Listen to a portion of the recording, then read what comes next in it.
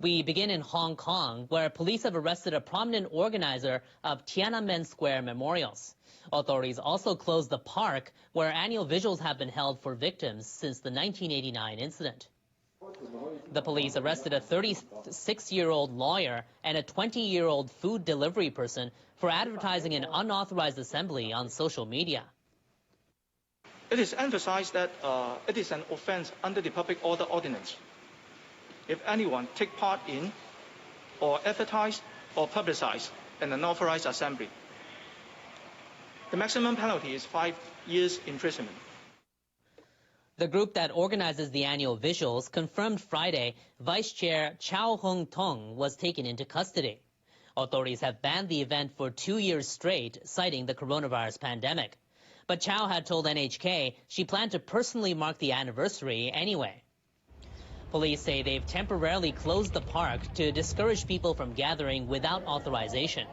They said some tried, but as of Friday afternoon, the park appeared empty. Last year, about 20,000 people, including members of the civic group, gathered in the park despite a ban. But this year, the group is warning people to stay away so they do not face charges. And for more on the arrest, Yamamoto Miki spoke earlier with our NHK World Beijing correspondent, Oyama Yoshihiro. Yoshihiro, what does all this mean for people in Hong Kong?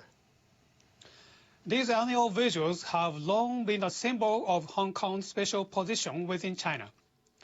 They were only allowed to hold them because of the one country, two systems principle.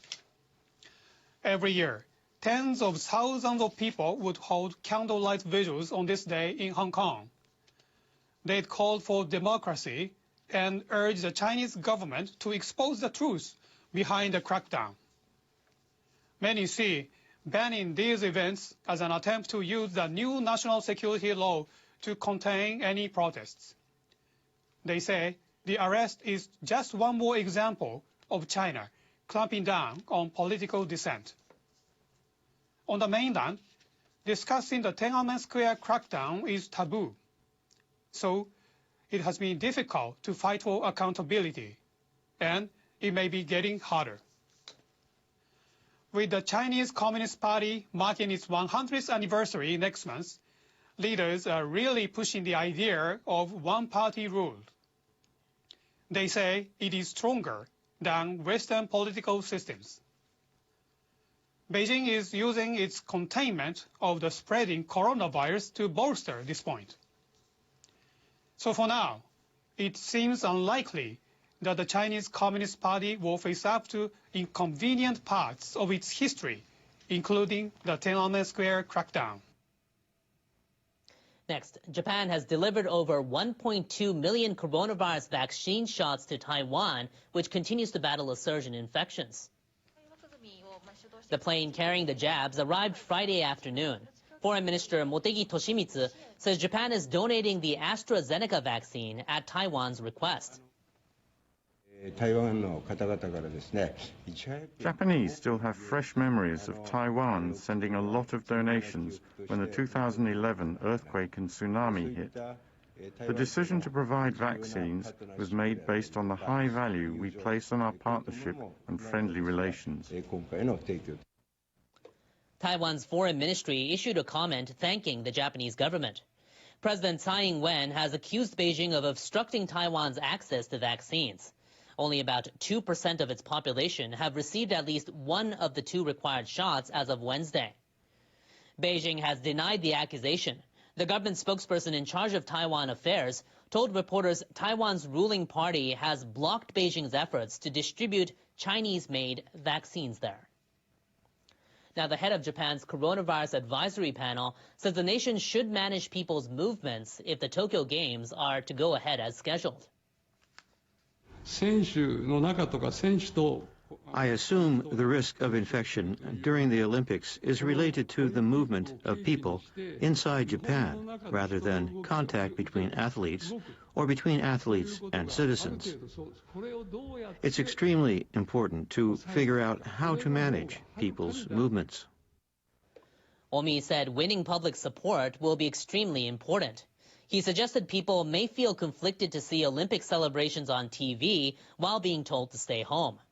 Omi said the experts plan to lay out a raft of recommendations by June 20th.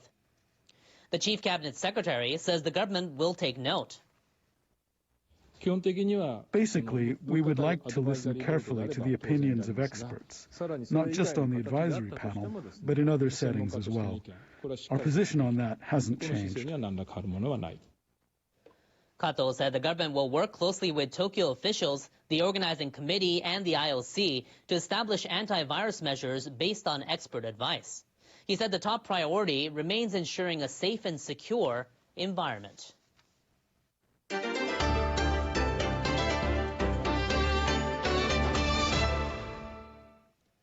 Two delegates from the Association of Southeast Asian Nations appear to have met with representatives of Myanmar's military. No details have been announced, but they were expected to discuss how to end months of deadly violence.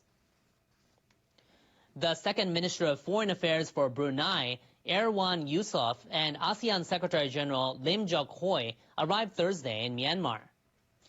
In late April, ASEAN leaders and the military chief who led Myanmar's coup met in Jakarta and agreed to a 5-point consensus in response to the situation. The document calls for an immediate end to violence and for an ASEAN envoy to mediate between the junta and anti-military groups in Myanmar. The junta said it would accept the envoy's visit once stability is restored. Diplomatic sources say the Myanmar military is expected to discuss the sending and receiving of the envoy with the ASEAN officials. Next week, ASEAN is scheduled to have a foreign ministers meeting with China, which has influence over the Myanmar junta. Meanwhile, the National Unity Government, led by ousted lawmakers who support Aung San Suu Kyi, has released a statement recognizing the citizenship rights of minority Rohingya Muslims. It says Rohingyas are entitled to citizenship by laws that'll accord with fundamental human rights norms and democratic federal principles. Japan's communications ministry is once again in the hot seat following this year's high-profile whining and dining scandal. A new report says officials likely knew a broadcaster violated foreign investment rules but failed to take action.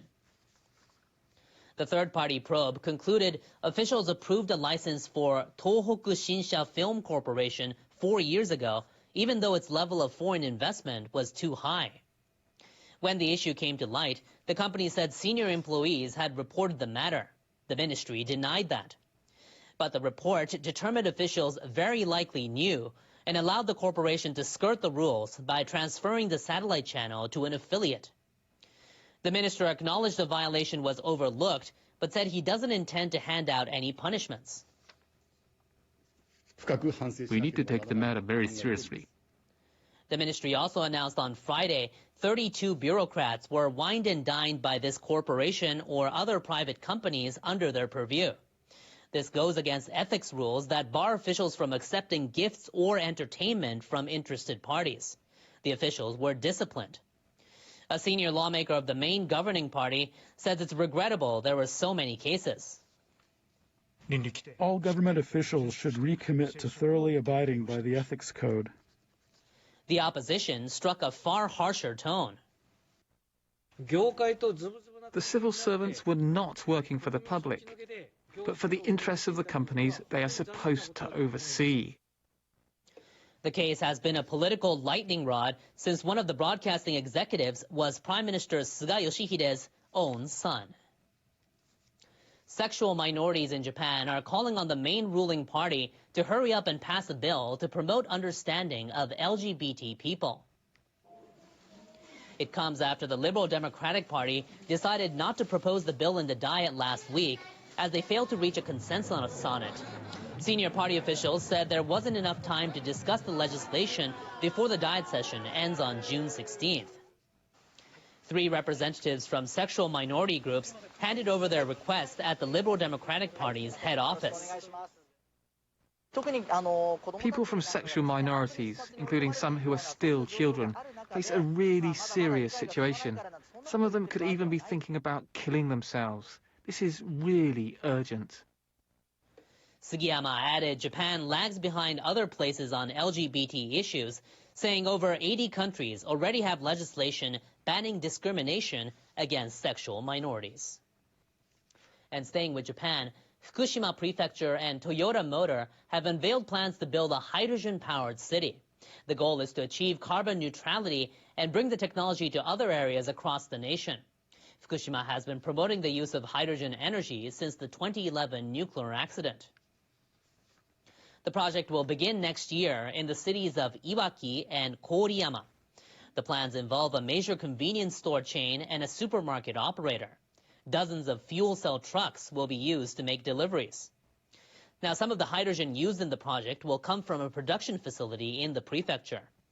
Hydrogen power generators will be installed in stores and factories to provide some of the electricity for vehicles, lighting, and equipment. Fukushima and Toyota plan to use the project to determine the infrastructure and hydrogen necessary for a city with a population of about 300,000. Next in weather, this weekend looks to be a bit calmer across most of Japan compared to Friday's stormy conditions. Our meteorologist Jonathan Oh explains the outlook for here and elsewhere in our World Weather Report. Hello, Alyssa. We're going to mainly see a dry day for Saturday across most of Japan. We have an exception to that. We do have the rainy season in front that is lingering over near Okinawa. So there into Kyushu, we may be dealing with a little bit in terms of rain as we go through the weekend. Tokyo looking at clouds, but not much in terms of rain. We may be dealing with some sprinkles, though, as we go through the latter part of the weekend. So we'll have to just watch and see for that. But otherwise, we are talking about temperatures holding in the mid-20s in places like Tokyo and into Osaka for Saturday. Clouds in the area, more sunshine, though, as we head toward Monday. Naha, have the umbrellas nearby. You're going to need them. It's going to stay quite wet.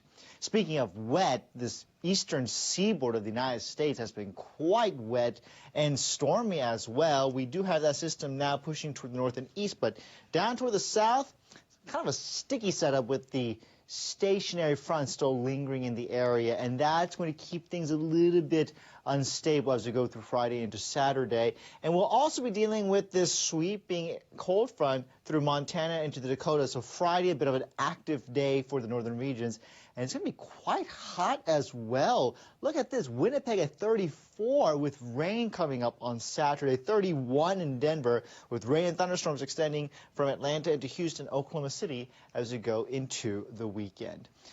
Look at what's happening across Europe. We have been dealing with a high that's been really driving in some cooler temperatures into the Balkan Peninsula and also into Turkey. We are going to be seeing that moderating just a bit as we go through the weekend. These western areas of Europe, though, dealing with a low-pressure system, that's going to help drag in some instability and bring some rain and thunderstorms from Paris into Rome, Vienna at 28, 23 in Madrid. Notice Istanbul down to 22 with sunny skies as we go through Saturday. That's a look at your forecast. Hope you have a wonderful weekend wherever you are. In Hong Kong, hundreds gathered to remember the Tiananmen Square democracy protests despite a ban on the observance and the arrest of the organizer. Japan donates 1.24 million injections of AstraZeneca's COVID-19 vaccine to Taiwan to help fight increasing cases there. In Britain, finance ministers of the Group of Seven Nations meet to discuss issues such as shared tax rules for international companies. And France said Thursday that it is suspending joint military operations with Mali to pressure military leaders to return a civilian government to power. Facebook says Donald Trump's suspension following the Capitol Hill riots will stay in place for 2 years and could be extended. Mr. Trump said the ruling was an insult to every person who voted for him. Nepal has appealed to the UK, among other countries, to provide vaccines as it suffers a devastating second wave of coronavirus. The Nepali army has been drafted in to help transport the dead. The EU has banned Belarusian carriers from flying in its airspace in response to the forced grounding of the Ryanair flight in Minsk last month. The EU called the diversion state piracy. Hong Kong has cracked down on any attempt to mark the anniversary of the Tiananmen Square massacre, banning entry to Victoria Park, where the annual vigil usually takes place.